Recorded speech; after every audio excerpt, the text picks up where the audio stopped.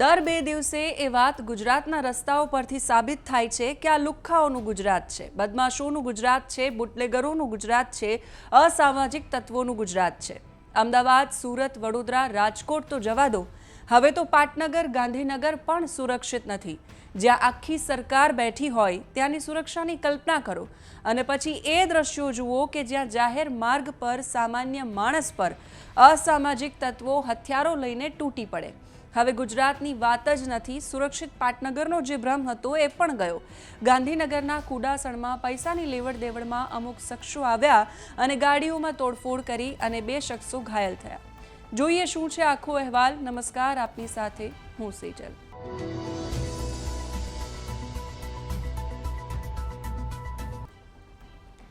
ગાંધીનગરના કુડાસણ વિસ્તારમાં કાયદો અને વ્યવસ્થાની સ્થિતિની ધજ્જિયા ઉડાવતી ઘટના સામે આવી। દ્રશ્યો એ સામે આવ્યા કે કુડાસણમાં લેન્ડમાર્ક મોલ પાસે 2 યુવકો પર 10થી વધુ લોકોના ટોળાએ હુમલો કર્યો।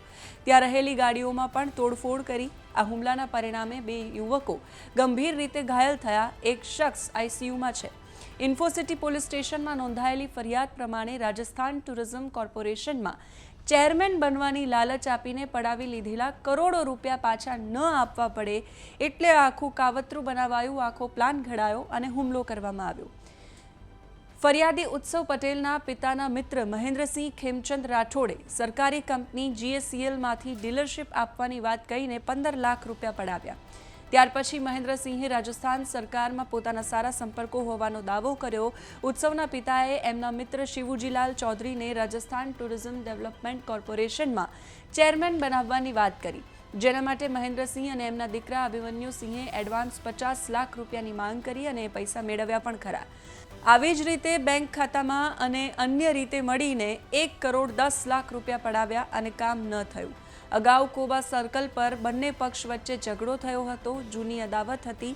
નાણાકીય વિવાદનું સમાધાન કરવા માટે ઉત્સવ પટેલના મિત્ર ભરતસિંહ ચંદાવતે મહેન્દ્રસિંહને ફોન કરીને કુડાસણ લેન્ડમાર્ક કોમ્પ્લેક્સમાં આવેલા આરહા ફિટનેસ જીમમાં બોલાવ્યા, જ્યાં ઉત્સવ, એના પિતા રોહિતકુમાર, ભરતસિંહ અને અન્ય મિત્રો હાજર હતા।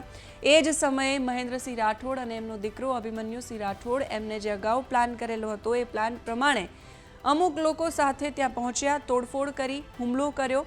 નાણાકીય લેવડ દેવડમાં રાજ્યના પાટનગરમાં બનેલી આ ઘટનાએ પોલીસ, પ્રશાસન, કાયદો, વ્યવસ્થા, સરકાર અને માણસ આ બધા પર સવાલો કર્યા છે। ટોળું 10નું હતું કે 5નું એનાથી ફરક જ નથી પડતો। ફરક ત્યાં પડે છે કે જાહેરમાં બેફામ બનવાનો આટલો આત્મવિશ્વાસ આવે છે ક્યાંથી? કેમ કે ટોળામાં આવેલા માણસોના એવા પણ શબ્દો હતા કે જે કરવું હોય એ કરો, બોલાવી લો એને, એટલે પોલીસને। અર્થ એ કે પોલીસની રક્ષા, સુરક્ષા બધું ગયું તેલ લેવા, અમને સમાધાનનો સ આવડે છે એટલે તમારે જે કરવું હોય એ કરો। ગુજરાત તો ઠીક, ગાંધીનગરમાં ગુનેગારો આટલા બેફામ છે એટલે રાજ્યની સુરક્ષાનો અંદાજ લગાવી શકાય।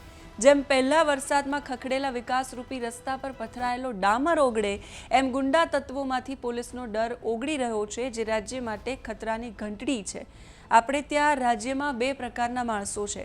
એક જેમને આવી ઘટનાઓથી કોઈ જ ફરક નથી પડતો, સોશિયલ મીડિયામાં આવે છે, જુએ છે અને પછી ભૂલી જાય છે। બીજા એવા પણ સામાન્ય માણસો છે જે આવી ઘટનાઓ જુએ છે અને ડર એમના મગજમાં કાબૂ કરે છે। એ આવી ઘટનાઓના લીધે રસ્તા પર ચાલતા પણ ડરી ડરીને જીવે છે। એ લોકો તો ત્યાં સુધી વિચારે છે કે આવી કોઈ ઘટનામાં ગૃહમંત્રીને કે જવાબદાર અધિકારીને કે પોલીસને સવાલ કરીશું અને આ સામાજિક તત્વો ક્યાંક લાગવગવાળા નીકળ્યા તો આપણે ભેરવાઈ જશું।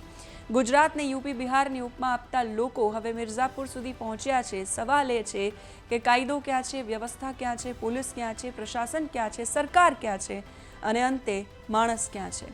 તમે શું માનો છો આ ઘટનાઓ પર?